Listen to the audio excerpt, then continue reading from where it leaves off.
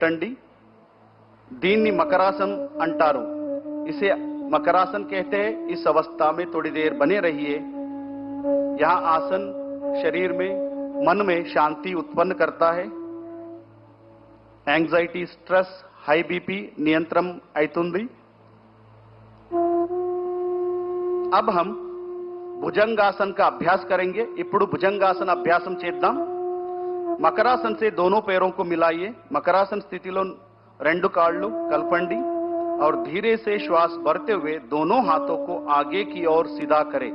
నెమ్మదిగా श्वास తీసుకుంటూ రెండు చేతులను ముందుకు స్ట్రెచ్ చేయండి और श्वास छोड़ते हुए दोनों हथेलियों को छाती के पास लेके आइए। श्वास వదులుతూ రెండు చేతులను ఛాతీ దగ్గర తీసుకురండి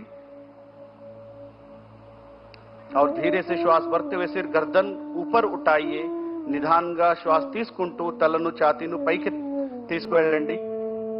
इस अवस्था में थोड़ी देर बने रहिए। కొంతసేపు ఈ అవస్థలో ఉండండి।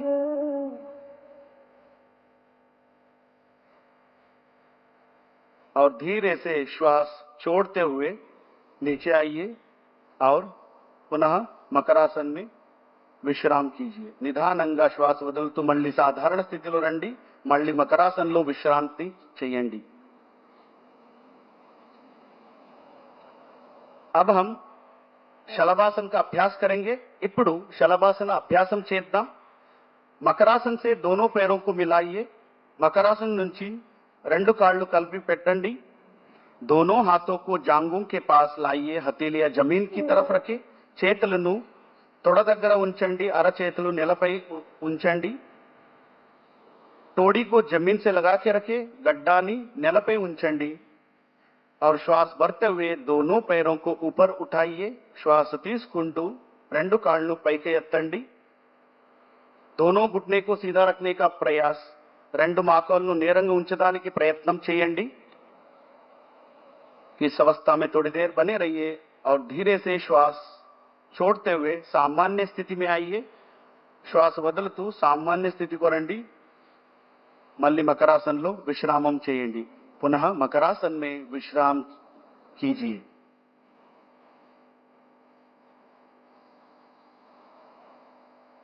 अब हम पीठ के बल लेटकर किए जाने वाले आसनों का अभ्यास करेंगे।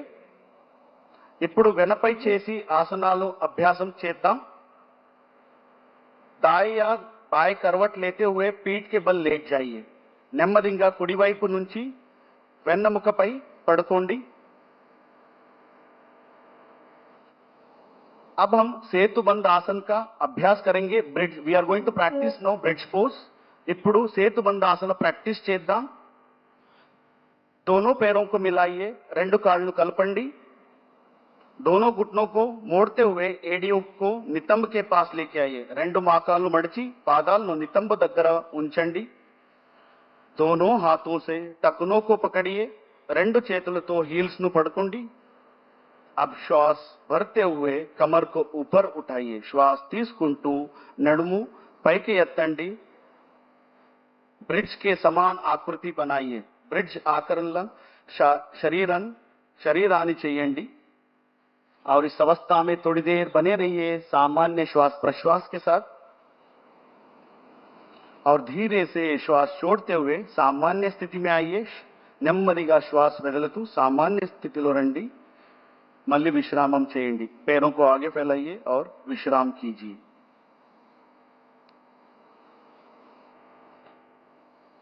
अब हम उत्तान पादासन का अभ्यास करेंगे।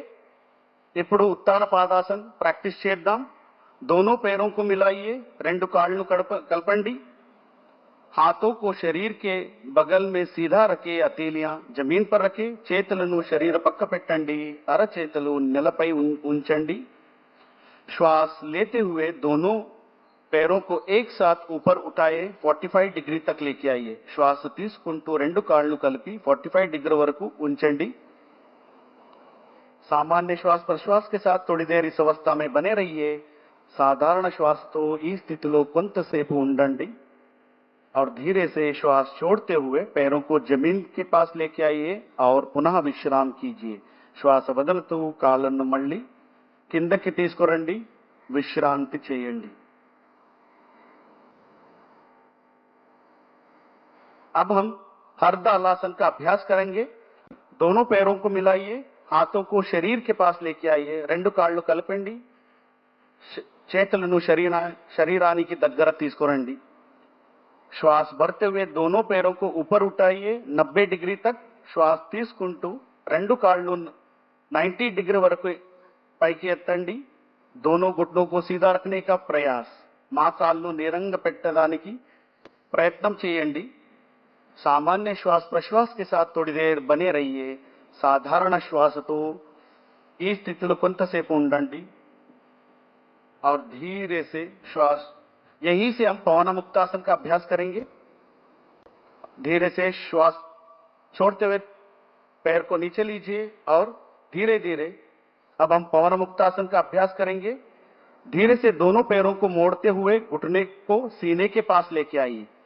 నెమ్మదిగా రెండు కాళ్ళు మడిచి మోకాళ్ళను ఛాతీకి దగ్గర తీసుకురండి। दोनों हाथों से पैरों को पकड़िए, రెండు చేతులతో కాళ్ళను పట్టుకోండి और श्वास छोड़ते हुए सिर को उठाइए और टोडी को घुटने से लगाइए। श्वास వదులుతూ తలాన్ని మోకాలు టచ్ చేయండి और इस अवस्था में थोड़ी देर